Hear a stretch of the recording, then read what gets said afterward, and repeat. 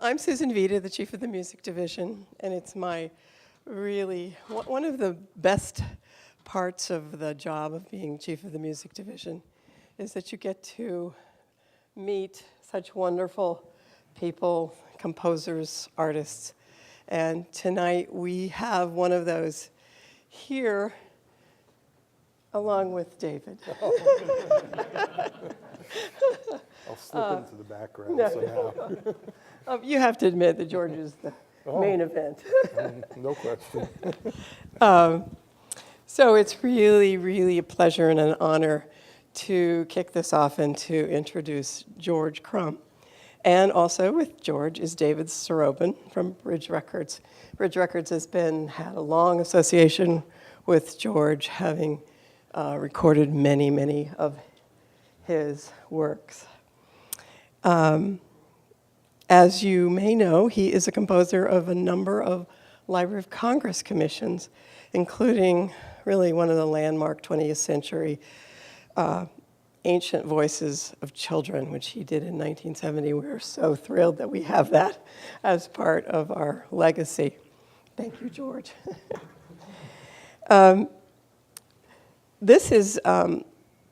George is going to be speaking about his epic 7-volume American Songbook cycle.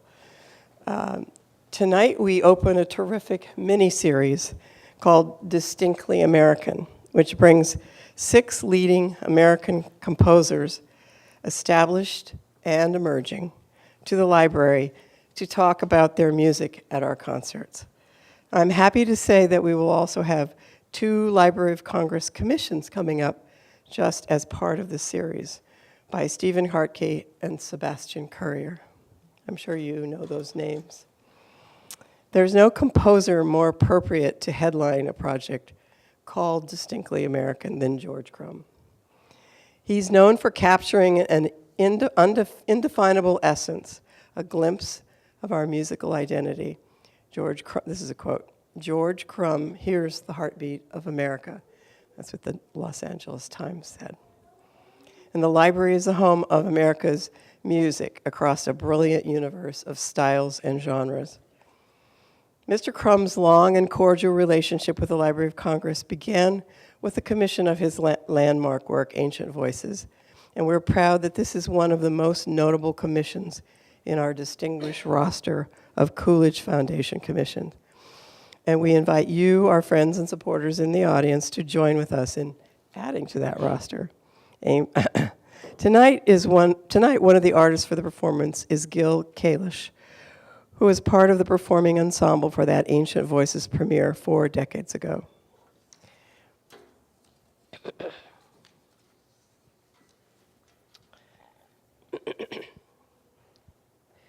We have another traveler here tonight also to highlight. That's Thomas Hampson, whose Song of America project with the library has brought alive many musical treasures to audiences across the nation. One can give the usual biographical statement about a composer like George Crumb. The awards, including a Fulbright Scholarship, a Guggenheim Fellowship, a Grammy Award, a Pulitzer Prize. How boring. And a long association with the University of Pennsylvania. But these honors do not really communicate very much to us about a man whose music, extraordinary and evocative, moves somehow into the realm of alchemy and mysticism. A shaman of sound, George Crumb invites us into a magical realm created from his great spirit and imagination. We are very proud to be announcing this evening that his papers will become part of the library's permanent collection. Thank you so much, George.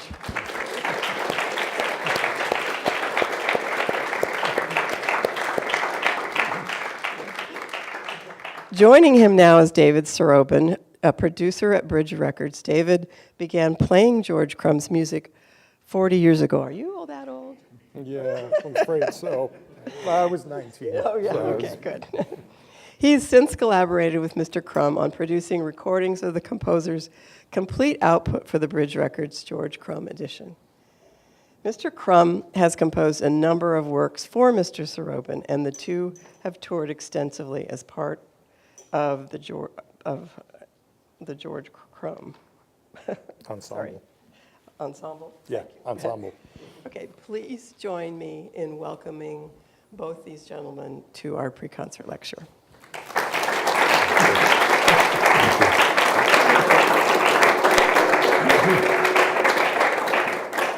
Thank you, and I thank you on behalf of George as well. Tonight we're going to hear songs and instrumental interludes drawn from George's American Songbook project. This is a project that he's been working on for the last 10 years, more or less, and it's been his primary compositional activity during this time. There are now 7 volumes in the cycle. Each one is approximately 40 minutes, some a little shorter, some a little longer. And the series now includes a remarkably wide range of song literature. There are Civil War songs, Native American songs, Afro-American spirituals, hymns, revival tunes, cowboy songs, Appalachian songs, and songs from virtually every corner of the nation. I'm wondering, George, if you would speak a little bit about your background, your upbringing, and what may have prepared you for such an all-encompassing project as this. Yeah, I guess I'm plugged in all right. Is my voice okay?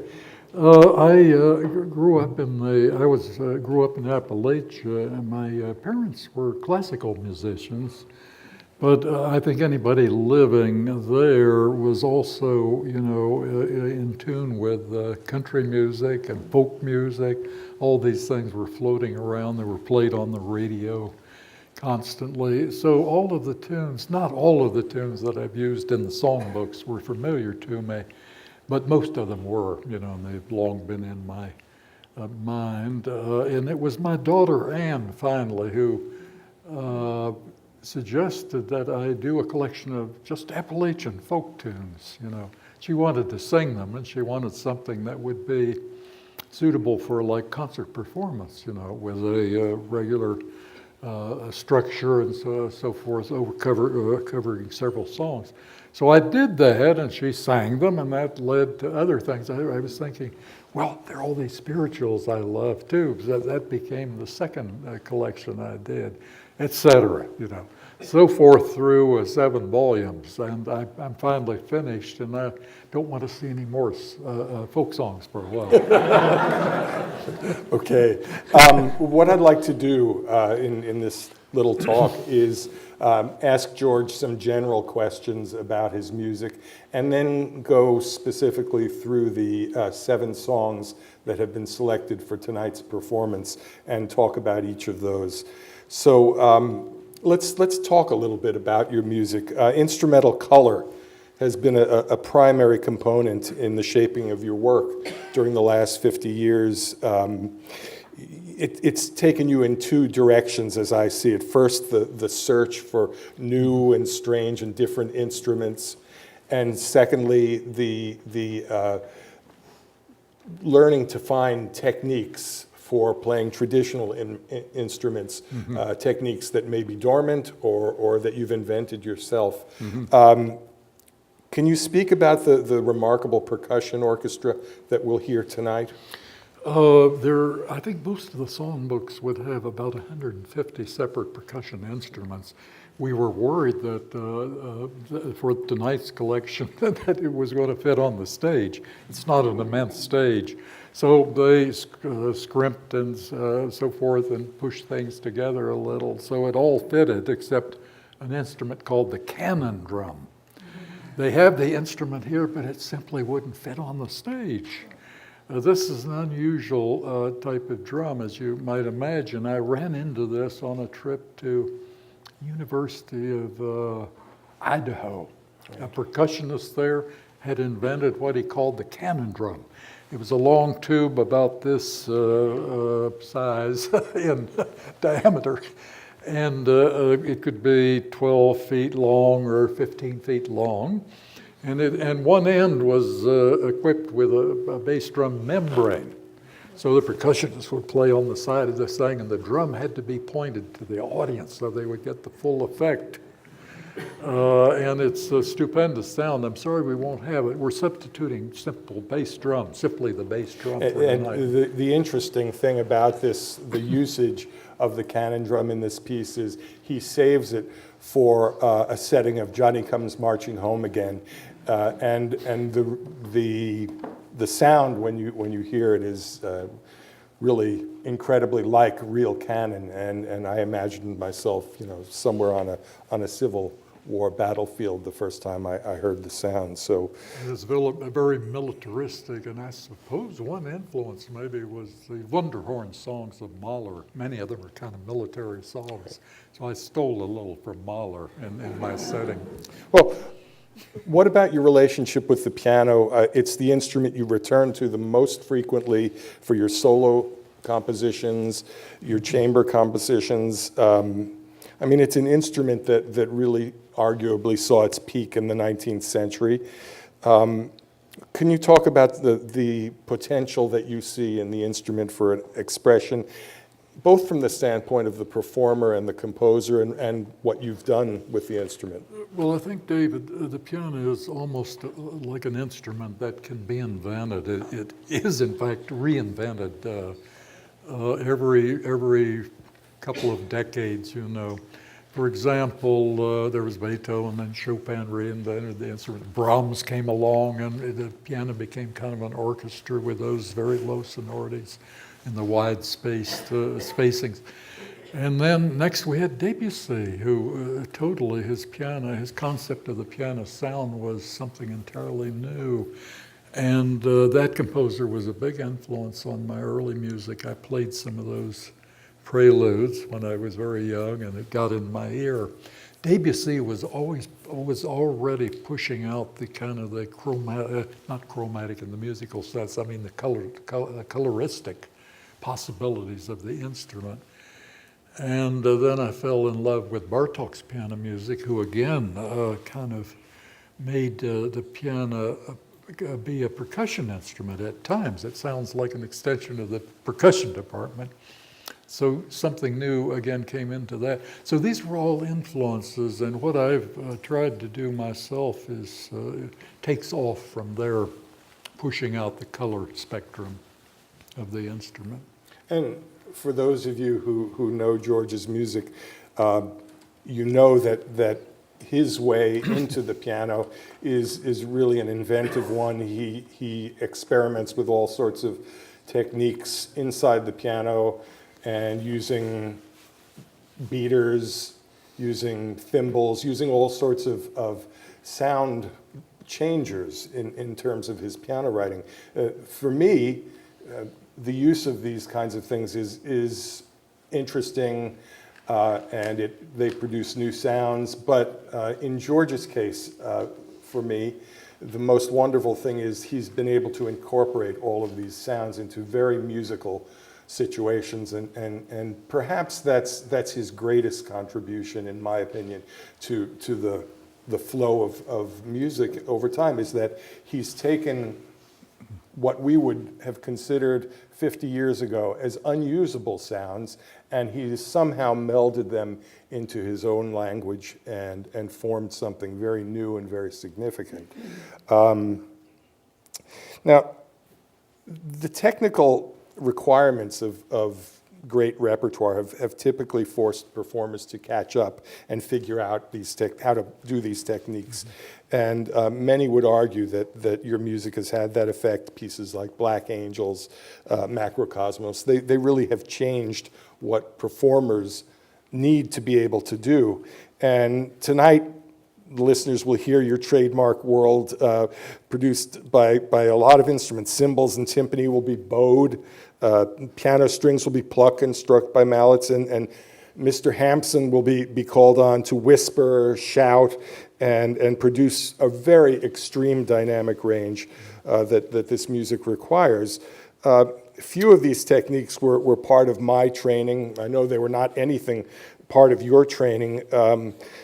Has the last 50 years produced a new class of virtuosity that in any way rivals the virtuosity of the past? Let's say the intellectual improvisational abilities of a Bach or the physical abilities of a Paganini or Liszt? I mean, what? I think really we have a new class of performers now. For those of you who hear the concert tonight, you'll note that the pianist is Gilbert Kalish, who was one of the very early persons to play this crazy kind of music when a lot of people didn't want to touch it, you know. And by now, Gil has had students, and his students have had students, and it's incredible how quickly these things pass from curiosities into being part of the equipment of a practicing musician. They're absorbed, you know. I'm amazed how fast this process works because you think, you know, that this maybe never will be part of that technique, but there's a whole number of players all over the world now who can do any of these new techniques, and they can do it musically, and they've had teachers like Gil. Yeah, I mean, to me, this is the primary indicator of that situation where you write the piece, you demand certain things, and they will follow. I mean, Tchaikovsky certainly experienced that, you know, to play the Tchaikovsky concerto now. You know, violinists just seem to toss it off, and of course it was deemed unplayable. Considered unplayable at the time, right? Yeah. Okay, let's talk about the 7 songs that we'll hear Mr. Hampson sing tonight. Sit Down Sister is the first one we'll hear. I should say that George has written all of these pieces as cycles. There are 7 individual cycles that each follow their own compositional logic and shape. But George has also said that you can excerpt the songs from each of the songbooks and form your own cycle, as it were. And that's what the performers tonight have done. And I think they've made a really superb choice, as you'll hear. The first tune they're doing is Sit Down Sister, which is a gospel tune taken from A Journey Beyond Time, which is his cycle of Afro-American songs and spirituals. And among the instruments that you use in this setting are a Kenyan shaker, Appalachian bones, Chinese woodblock, African talking drums, and Philippine devil chasers. Your choices of instruments might be seen as a way of creating a United Nations of percussion. And I just want to know, is musical polyculturalism something that has strengthened or weakened classical music? I mean, it's something that from Mahler on, we've seen gradually as almost like a movement in classical music. What's your take on that? Well, I think that way too, David. I think it's now we're submerged in the world. The whole world is kind of one world musically. You know, in movies or traveling groups of performers from ballet or we hear these sounds, or we travel ourselves and hear this music other places. And the sounds are in our ear, and they're wonderful collections of recordings. And even as a college student, I heard in the Folkways series, music from Africa and the Orient, South America. And I never forgot these sounds. They seem so beautiful in their own right. And I thought maybe they could be used in Western music. And in fact, many of these things had been introduced by composers over the last several decades. When Debussy uses, first of all, the crotales, those are the antique cymbals in his Afternoon of the Faun. Excuse me, it's a beautiful sound. It seems to fit just that moment in the music.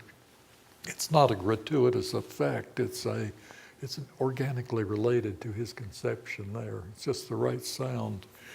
And as David said, Mahler knows how to use the cowbells, the Almglocken, genuine ones, big ones, you know.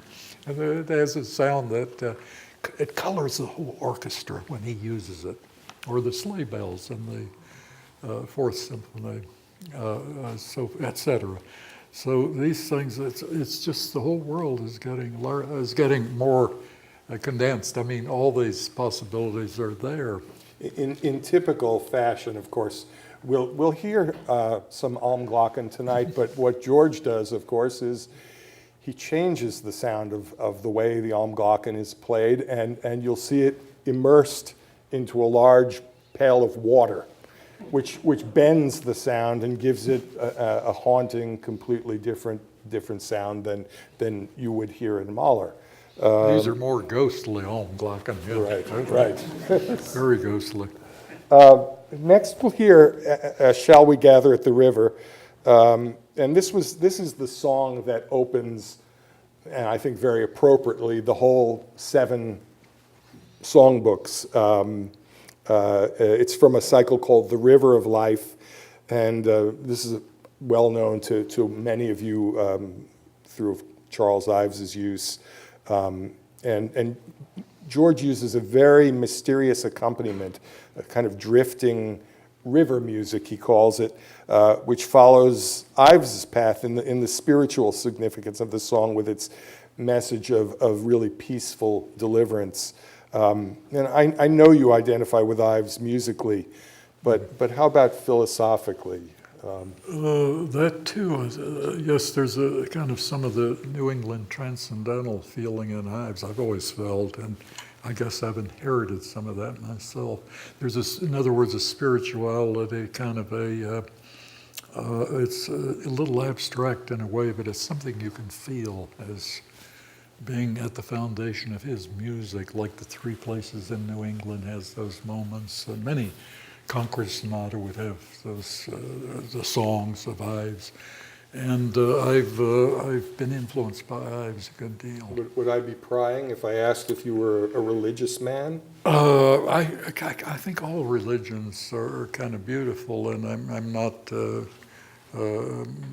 one religion so much. Although I grew up kind of going to Sunday school like all of my classmates or my fellow kids in the area, But I went through that experience, and this was Appalachia, so in that case it was kind of down-to-earth baptism, Baptist. And we hear religion. We hear in these cycles both Old and New Testament references. I think we'll hear Gilbert Kalish probably making his debut at a rather healthy age as a shofar player. He learned the shofar.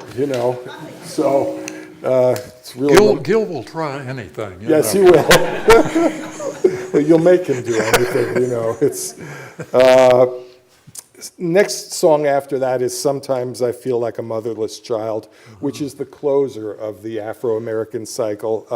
And I think this is almost an operatically dramatic setting with the lyrics, "Sometimes I feel I could fly like a bird in the sky." The music just surges forward and to a dramatic forte. And then it seems to subside into sounds of nature. And then with the final voice, "Motherless children have a hard time," the music turns very bleak. And the singer turns into himself. He hums. He loses his voice to mournful speech. And the music finally disappears into a kind of slowly decaying silence. It's very dark. And I find that your music often visits this very dark side. Is there any hope for us? I mean, well, this spiritual, of course, is very dark. I think it's one of the most intensely beautiful of all the spirituals. I have it progress into absolute silence by degrees. There's one place in a Tchaikovsky symphony, the Patatik, where he uses 7 pianos in a row. I wouldn't know how to pronounce that even. Pianissimo or something. Yeah. And I use that at the end of this. It's like the music goes into absolute silence. And another characteristic is that the tonality is drifting. I love the idea of a tonality that's not stable. So you may hear one phrase of the song in E minor, the first phrase, E minor, I think then G minor, then falling to F minor, and finally back to E minor. And there was another part to your question. I think you, like many other composers, have a certain preoccupation with death. Your settings of Lorca, another poet absolutely consumed by images of death, and this song also seems to me very, very bleak and dark, and it ends this cycle in a very kind of down manner. And I just, I mean, I don't really want you to answer this, but I want to get a sense of your world and why it's always so dark. Well, I think it came from studying too much Lorca in my younger days. That would do it. You know the famous remark of Lorca, he said, in Spain, dead people are deader than any place in the world. Okay. The next song completely turns things on its head again, which is the song "Hallelujah, I'm a Bum." The song's, I did a little research on this, and the song's authorship is uncertain, but according to hobo poetry researcher Bud L. McKillips, the words were written by an IWW member. Some verses, though, may have been written by a Kansas City hobo known only as One Finger Ellis. He scribbled it on the wall of his prison cell in 1897.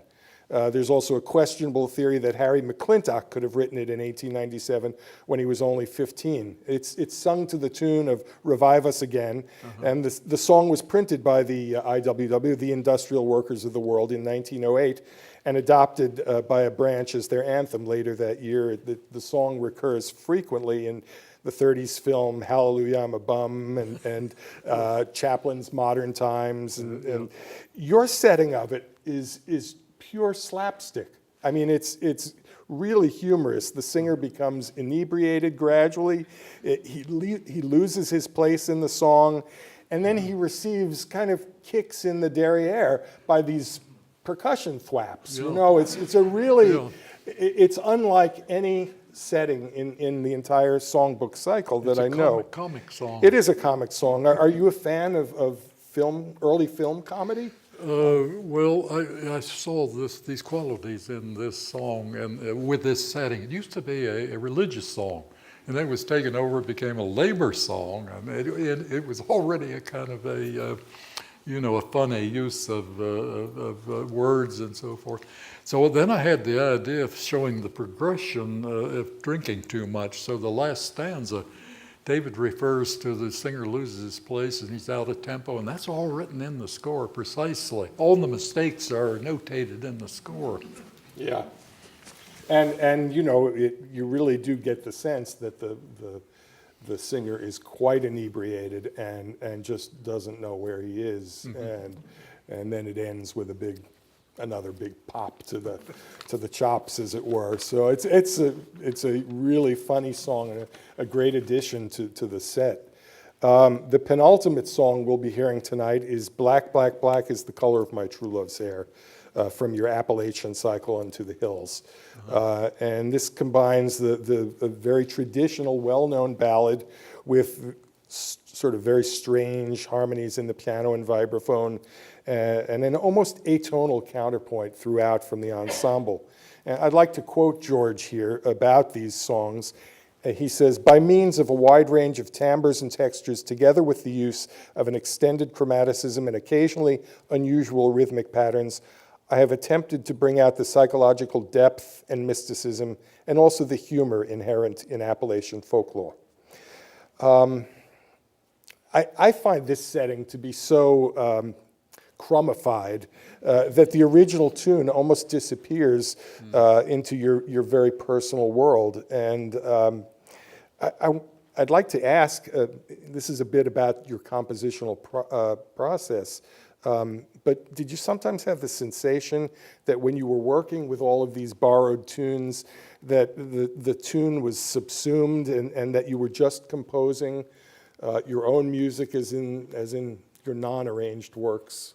Because some of these pieces, to me, they just become pure and simple your music, and this is one of them.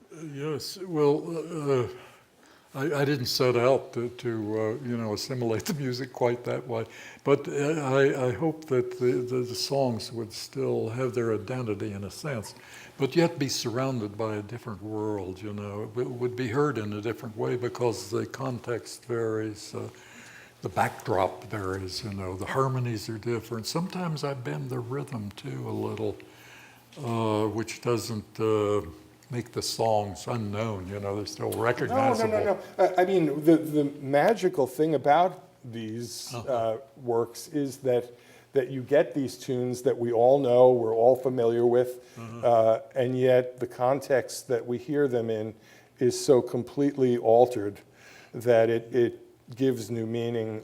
It shades the songs in remarkable ways, I think. I wonder if this hasn't always happened in music, David, that a composer who borrows like folk materials, can transform it, and yet the materials are there. I don't think so. I listen to, let's say the Beethoven Scottish songs, and they don't transform those songs so much. I mean, they are of the era, but I think you've added something very different here. I think there are all sorts of resonances to the songs and meanings of the words that find their realization in these kind of subtle shadings, instrumental shadings, and combined with the voice, they're really haunting and I think great American music. I think David's right, especially in the sense that I invented some counter melodies or material that wasn't in the original tune, and this is presented with the tune or is woven into the tune in different ways. Maybe that contributes partly to this effect of this as being. Yeah. In some of the songs, the melody is foremost, but this one, it seems to me, it's just kind of so strange and bizarre that that the melody sort of goes to the background in a certain way, and all of this strange harmonic material kind of takes over. It's really... This is one of the most beautiful of the American songs, and it's used also by Luciano Berio in his work called Folk Song. He included 2 American songs, although he has a United Nation array of songs, all from all different countries. It's a song I've known a long time. Wasn't that really put into its final shape by Niles? John Jacob Niles, was it? I think so. I think must have some folklorists out here at the Library of Congress. I think he heard this on a street corner in some southern city, and he got part of it down, and then he adapted it himself. I may be mistaken. Yeah. It may be another tune. The last song that we'll hear tonight is the epic "Johnny Comes Marching Home Again," which is from your Civil War cycle, The Winds of Destiny. And this, like Joshua Fit the Battle, is another battle piece. And the remarkable use of percussion here includes really the harrowing sound of these light percussion instruments that one annotator called a skeletal army on the march. And it really is. You set this song in a way that is absolutely unforgettable. No one who leaves this auditorium tonight will hear that song the same way again. Coming from West Virginia, as you do, the sounds and smells of the Civil War battlefields, no doubt are a part of your inherited consciousness. Yes, and on top of that, I overlay things like sounds of nature. Most of the songbooks have the voices of birds, or the wind sounds, all of these things, the sounds of the ocean. I use surf drum in one of my songs. I'm very much affected by all the natural sounds in the world. So there's that, and then there's associations you develop, I guess, over the years as to what a song is really all about. And, there's something mystical about the Civil War, It's all coming back again, People are getting interested again in what all that meant, what that meant, Okay, I believe that we're going to throw the floor open to questions for Mr. Crum. So, yeah. I was just going to ask about notation and the new technology as you went along. Has it helped you, and have you taken to it, computerized Computer notation. computer stuff? And Can you hear the question? I've never, all of my students use computer notation. I still use pen and ink. And, you know, I never learned any new tricks, but there's something about, I love the struggle, you know, with writing the score out in a very laborious fashion. Like I'm in a monastic cell and doing my penance, you know, that way. I think you have to suffer for music, you know.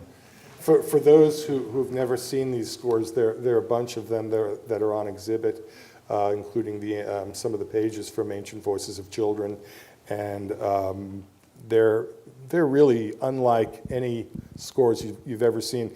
Those who play George's music always play from score. A lot of composers, you play from parts, but everybody who plays a piece of George's plays from his manuscript, and that's a very special thing.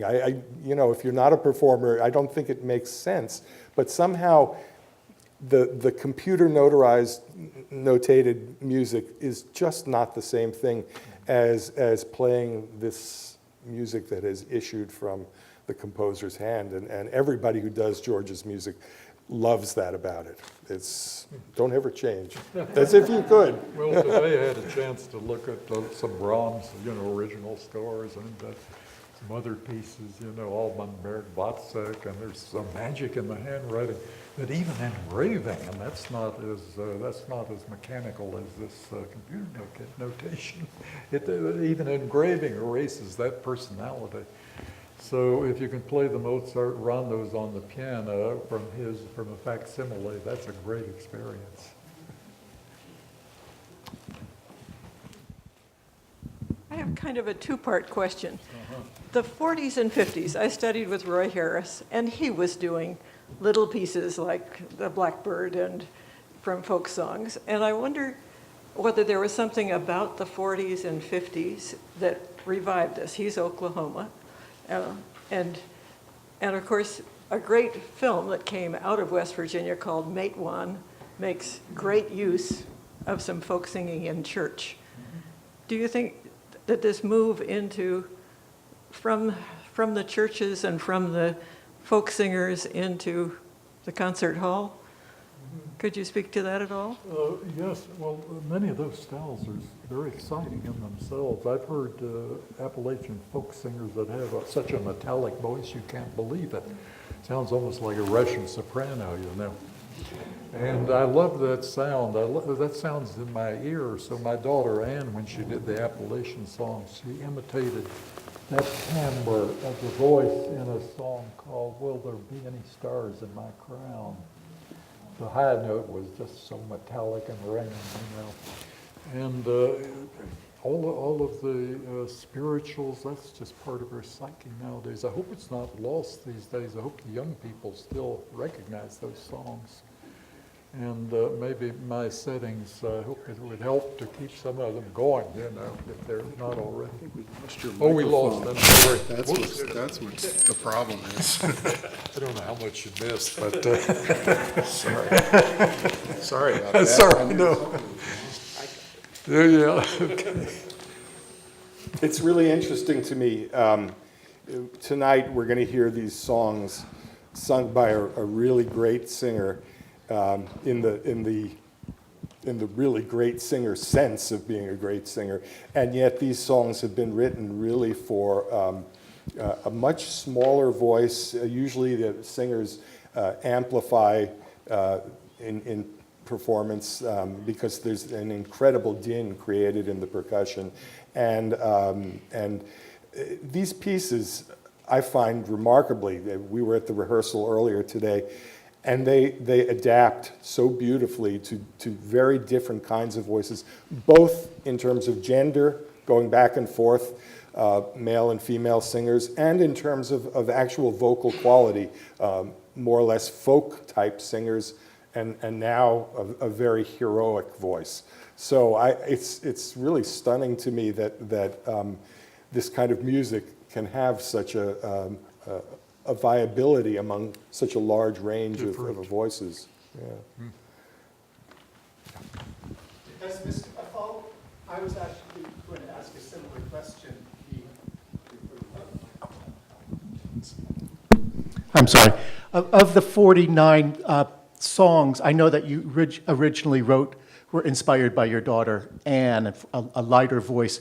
And Mr. Sarabin just said that different voices, different styles of singing could take those 49. So you initially did not divide them between male and female personas. Yeah, well, I started with the idea of the female voice since it was my daughter's request.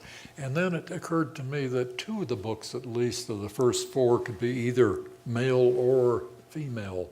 And I'm sure certain songs from the other books, too, could, be used for the opposite gender. But, yeah, I sort of had the female voice in mind. But the 3 later books of the 7 song books are for both a male and a female voice.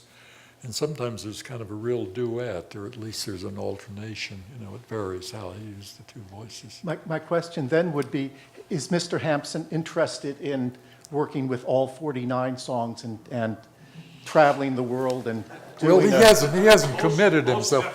These are the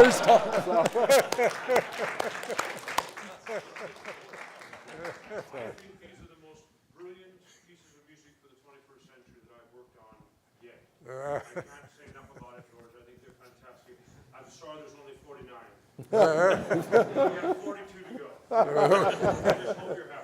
Okay, thanks, Tom. I wanted to mention, too, that originally I'd notated in the score that these were for amplified voice. Because, usually a folk singer, as David said, is a smaller voice. It's kind of a intimate voice in a way, And, of course, I didn't think that maybe I'd have a real operatic, heroic baritone. And you can almost just dispense with the amplification. A couple places you have to bring the percussion down just a bit, But, different voices are nice. I think I love different styles of singing, and makes for variety. You have a question back there? Mr. Crump, what are you working on now? Well, I've just finished book 7 just a very few months ago. I'm doing a little editing, trying to get certain works ready for publication. There's some other pieces I hope I can get around to writing, that I've long had in mind. Some chamber pieces, maybe some other songs. I should get back to solo piano one of these days. Orchestra, I haven't done much with orchestra recently. I sort of feel that, I feel the impetus is towards smaller performing forces. Because with my music, at least, with the requirements for special timbres and sometimes rhythmic things, it seems more practical to write for smaller groups. Although you'll hear orchestra effects in the songbooks. Yeah, this is essentially orchestral music. It's just played by 5 players, piano and 4 percussionists, but they're playing on more than 100 instruments, and so the effect is orchestral both in its color variety and in terms of its dynamic range, which is huge. But it's interesting you speak of your orchestra music and that being something that probably you're not going to do again, because he's composed 4 orchestra pieces that he acknowledges over quite a span of time, maybe 40, 50 years. And those pieces have presented, one of them is fairly easy to do. Haunted Landscape. Haunted Landscape, yeah. But the other 3 present performance problems that have defeated many orchestras that have tried them. And I suppose that's been frustrating to you. When something doesn't work, it's frustrating. I wouldn't say they don't work. Yeah. But they need a lot of rehearsal and a lot of care. That's the problem. Yeah. Is that orchestras are, it's an economic crunch. They don't have time to sometimes polish things. Rehearsal minutes are going by, and this is costing hundreds of dollars per minute or something for an orchestra.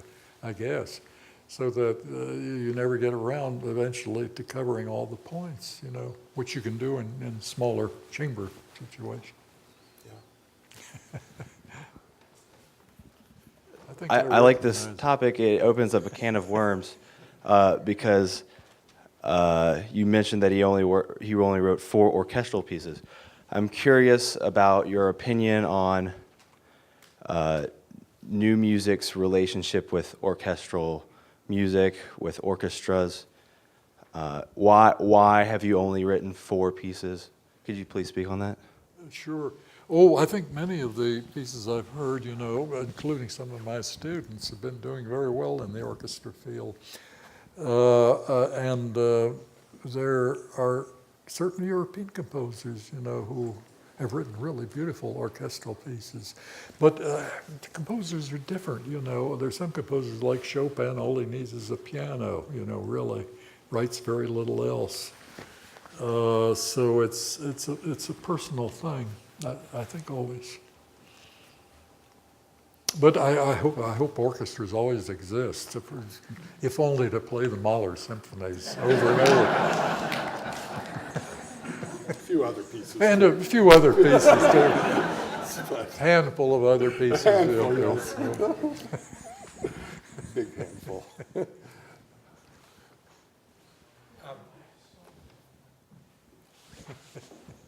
Thank you.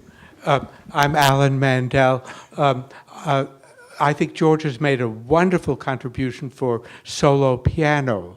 I've played Macrocosmos 1 and 2 and the 5 piano pieces, but there's one limitation, and that is I scheduled the 5 piano pieces in Tunisia, and they only had an upright piano, so I couldn't pluck the strings. It would be difficult. I would have had to bore into the piano.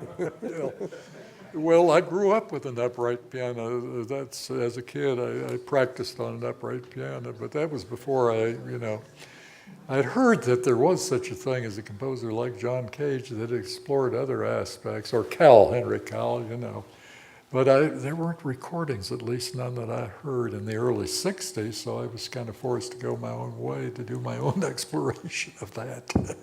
But, there are the practical things. Oh, in the old days, piano tuners hated you, and institutions gave you their worst piano, Oh, it still exists. Oh, it still exists. It still exists. I mean, we have every recording session where we do a new piece of George's for piano.